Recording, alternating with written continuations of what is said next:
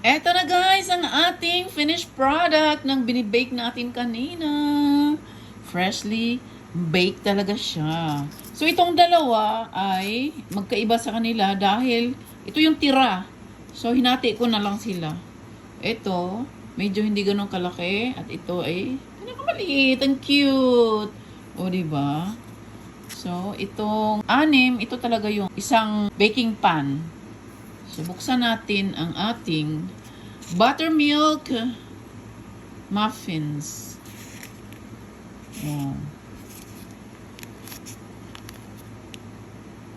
Oh, look at that. Ang ating buttermilk muffin. Tikman ko nga. Para sa akin yata talaga ang maliit na to eh.